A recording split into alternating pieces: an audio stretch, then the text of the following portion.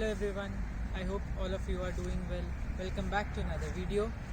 जैसे कि आप सब लोगों को पता है कि सब जगह पे एक्सपेंसेस, महंगाई, हर चीज़ बढ़ते जा रही है और सेम हाल यूके का भी है।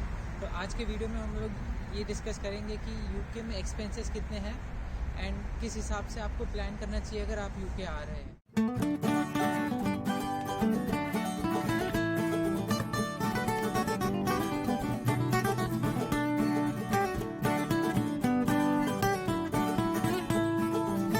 आपके एक्सपेंसेस में जो सबसे आपका बड़ा अमाउंट या बड़ा खर्चा होगा वो होने वाला है आपका रेंट। यहाँ पे रेंट के दाम बहुत ज़्यादा हो गए एंड इवन घर के कॉस्ट ज़्यादा हो गए। सो लास्ट ईयर जब मैं आने वाला था, आने से पहले जब मैं ढूंढ रहा था, तो मुझे जो घर may be around 600 pounds per month के हिसाब से मिल रहा था, वही घर अगर मैं अभी आज के टाइम पे लेने जाऊँ तो मुझे 800 से कम में नहीं मिलेगा। सो ये बहुत बड़ी जंप है इन अ ईयर। सो 200 पाउंड छोटी अमाउंट नहीं है। So even this will help you कि अगर आप यहाँ जॉब के लिए आ रहे हैं तो आप सैलरी नेगोशिएशंस के हिसाब से आपको कितना हाथ में आएगा, इन हैंड सैलरी को देखते हुए आपको मैनेज करना पड़ेगा कि कौन सा घर लेना है, कौन सा नहीं लेना है। Even you can see what salary you want to ask from your employer.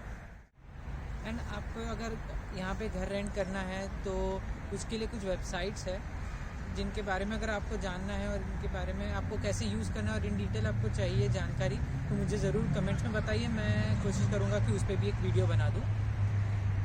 And जब आप घर रेंट पे लेते हैं उसके साथ एक कॉस्ट जुड़ के आती है जो कि काउंसिल टैक्स। यहाँ पे हर घर को अलग अलग बैंड्स दिए गए ABCD करके, एंड हर बैंड का काउंसिल टैक्स अलग होता है। सो ये एक पर एनम कॉस्ट होती है and but you can wish to pay annually. One shot में आप पूरा पेमेंट कर सकते हैं या फिर आप मंथली पेमेंट्स कर सकते हैं, but this is a cost which gets added to your budget. And अगर आप इंडिविजुअल है, अगर आप अकेले रहने वाले हैं यहाँ पे, तो आपको 25% ऑफ मिलता है आपके काउंसिल टैक्स पे। But when you look for a house for rent, आपको देखना पड़ेगा उस कौन से बैंड में आता है, आपको कितना काउंसिल टैक्स पे करना पड़ेगा।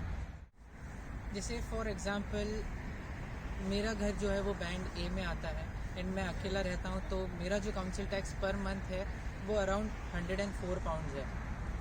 बट यही आप अलग बैंड्स में जाते रहोगे या फिर अगर फैमिली है तो उस हिसाब से आपका काउंसिल टैक्स चेंज हो जाएगा। नेक्स्ट थिंग जो कि एक रिकरिंग कॉस्ट होगी आपके लिए, वो होगा आपका एनर्जी बिल्स, मतलब इलेक्ट्रिसिटी और गैस। तो अगर आपका घर सिर्फ इलेक्ट्रिसिटी पे है, जैसे कि आपका जो हॉब है या फिर आपका जो हीटर है, सब कुछ इलेक्ट्रिसिटी पे चलता है, तो आपकी एनर्जी बिल्स थोड़े ज़्यादा होंगे। बट अगर आपका गैस पे चलता है तो आपके एनर्जी बिल्स थोड़े से कम हो सकते हैं। But over the course of last 6 month जब से मैं यहाँ पे हूँ, the cost has almost become double. जैसे मैं इनिशियली पे करता था अराउंड 60 पाउंड्स या 70 पाउंड्स, वो बढ़ के कॉस्टिंग अराउंड 110 पाउंड हो गई है मेरी इलेक्ट्रिसिटी पर मंथ। एंड ठंड में यहाँ इलेक्ट्रिसिटी आप ज़्यादा यूज़ करोगे क्योंकि आपके हीटर्स ज़्यादा टाइम तक चलेंगे और वर्क फ्रॉम होम की वजह से आपका जो कंजम्पशन है वो एनीवे ऊपर चले गया है। सो उस वजह से आपकी जो बिल्स हैं वो अराउंड 2 से 2.5 गुना तो शायद बढ़ ही गए जब से मैं यहाँ पे हूँ। सो आप ये ध्यान में ज़रूर रखिए कि आपको कितना इलेक्ट्रिसिटी पे करना पड़ेगा। इसके बाद आपके घर में आपके लिए इंटरनेट होगा। सो इंटरनेट के बिल्स ऐड हो जाएंगे। इंटरनेट के यहाँ पे प्राइसेस अराउंड 28 से 30 या 35 पाउंड्स तक है per month, which is a good internet. आप किसी से भी ले सकते हैं यहाँ पे। तो around this price range you will get the internet connection. And यहाँ पे स्पीड का उतना दिक्कत है नहीं, सबकी speed is almost similar, so you can opt for anyone. But generally कुछ लोग स्काई का यूज़ करते हैं, जैसे मैं भी स्काई का यूज़ करता हूँ, मुझे सही लगता है वो, तो मैंने वही यूज़ किया है। एंड यहाँ पे आपका जो इंटरनेट होगा वो अराउंड 12 से 18 महीने का कॉन्ट्रैक्ट पे होगा। जब आप यहाँ आएंगे, जाहिर सी बात है आप अपने लिए एक ट्रांसपोर्टेशन के लिए कार ख़रीदेंगे, क्योंकि यहाँ पे पब्लिक ट्रांसपोर्ट थोड़ा सा कॉस्टली है। और रेगुलर ट्रैवल के लिए आपको अपनी एक कार होना बहुत ज़रूरी है. So which brings to me to the next point which is fuel. तो यहाँ पे फ्यूल की प्राइसेस बहुत ज़्यादा बढ़ गई है.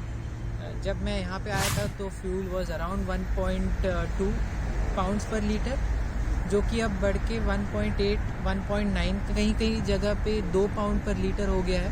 सो वो एक बहुत बड़ी जंप है in price. It is due to inflation and also due to the ongoing war.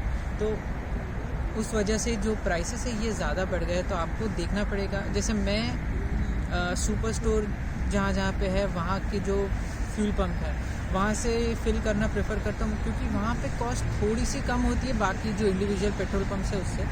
सो अगर मुझे 1.8 पाउंड्स पे करना पड़ रहा है पर लीटर और एवरीडे ऑफिस भी जाना पड़ रहा है या फिर कहीं भी जाना पड़ रहा है for that matter, so the cost has increased. तो आपका ट्रांसपोर्टेशन महंगा हो गया है. और एक बार अगर ट्रांसपोर्टेशन महंगा हो गया तो आपकी हर चीज़ महंगी हो जाएगी, because it affects your groceries as well. So next point की तरफ आते हुए, जो ग्रोसरीज है वो महंगी होती जा रही है. जैसे आपका दूध, आलू, टमाटर, ये सारी सब्जियां सब महंगा होते जा रहा है, because the transportation has become costly. So जहाँ मुझे मेरे घर खर्च के लिए अगर मान लीजिए अराउंड 80 पाउंड्स या 100 पाउंड्स पर मंथ लग रहा है, तो उसी के जगह मुझे अब शायद 30-40 पाउंड ज़्यादा लगेंगे, जो कि बहुत ज़्यादा हो जाता है. हर मंथ उतना खर्चा करना, and then you never know what new expense you might get. Groceries की बात करते तो वीडियो आप एंड तक ज़रूर देखिएगा, क्योंकि आज शायद शाम में मैं ग्रोसरी शॉपिंग करने जब जाऊंगा तो मैं आपको प्राइसेस दिखा दूंगा कि यहाँ पे कितना क्या मिल रहा है और हर चीज़ की प्राइस कितनी है. सो शायद आपको उससे थोड़ा और बेटर आइडिया मिल जाएगा कि आपके एक्सपेंसेस कितने होने वाले हैं यहाँ पे. It will definitely differ. मैं अपने हिसाब से बोल रहा हूँ 100 pound, because I am staying alone over here. तो अगर आपकी फैमिली है तो डेफिनेटली आपके कॉस्ट बढ़ने वाले हैं. इसके साथ अगर आपका और एक्सपेंस जो होगा वो होगा आपका लीजर, जो कि हो सकता है डिफरेंट काइंड्स ऑफ सब्सक्रिप्शंस, जैसे नेटफ्लिक्स हो गया, अमेज़ॉन प्राइम हो गया, या फिर कोई भी और किसी भी चीज़ का सब्सक्रिप्शन है. That is up to you, आप कौन सा लेते हैं कौन सा नहीं लेते हैं, and that cost adds to that. And उसके अलावा आप कहीं घूमने जाते हैं. सो अभी जैसे समर है तो समर में जनरली लोग घूमने यहाँ ज़्यादा बाहर निकलते हैं, तो उस हिसाब से आपकी कॉस्ट जो है वो भी ऐड होते जाएगी. And you have to really think about all these factors when coming here, क्योंकि यहाँ आके जब आपको एक वो शौक लगता है कि ओके इतना ज़्यादा खर्चा हो रहा है, इतना ज़्यादा खर्चा हो रहा है, तो आपको प्रिपेयर्ड होना पड़ेगा. आप शायद एक बजट बना के आएंगे, बट वो बजट शायद यहाँ मैच नहीं होगा. तो आपको प्रिपेयर्ड रहना पड़ेगा कि थोड़ा सा 19-20 तो होने वाला ही है. सो चलते हैं ग्रोसरी शॉपिंग के लिए. मैं अभी ओपस फूड्स आया हूँ यहाँ कोवेंट्री में. तो यहाँ ये हमारा इंडियन स्टोर है, तो आप यहाँ पे देख सकते हैं क्या प्राइसेस है. चिली 9 पाउंड पर किलो. भिंडी भाई साहब बहुत महंगी है. भिंडी का रेट वैसे बढ़ गया है. मेथी आप देख सकते हैं. धनिया हमारे यहाँ फ्री में मिलता है, यहाँ पैसे देने पड़ते हैं. ये मैगी का प्राइस है. आटा मैगी भी मिलती है, 1 पाउंड की 2 मिल जाएंगी. आप डोसा बैटर भी आपको मिल जाएगा क्या यहाँ पे. वड़ा का भी बैटर. आपको घी भी मिल जाएगा यहाँ पे. पतंजलि का भी घी अवेलेबल है. प्राइस आप देख सकते हैं. पूरा सेक्शन यहाँ पे राइस और आटे का है, तो बहुत सारे टाइप के राइस यहाँ अवेलेबल है. ये आशीर्वाद आटा को पोहा वगैरह भी मिल जाएगा. अलग अलग साइज़ का है. थिक पोहा है, थिन पोहा है. आपको जो चाहिए जैसा चाहिए उस हिसाब से. अलग अलग ब्रांड का अलग अलग क्वालिटी का है, एंड उस हिसाब से प्राइस भी है. मुरमुरा भी मिल जाएगा आपको यहाँ पे।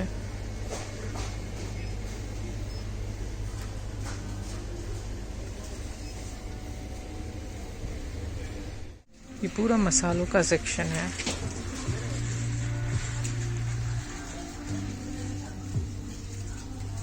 सब टाइप के मसाले आपको यहाँ मिल जाएंगे, किसी भी चीज़ की प्रॉब्लम नहीं होगी आपको। एंड इस तरफ पूरा दाल का सेक्शन है,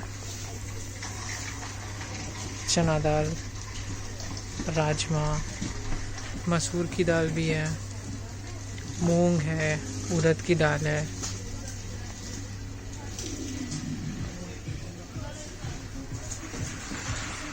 आप देख सकते हैं प्राइसेस।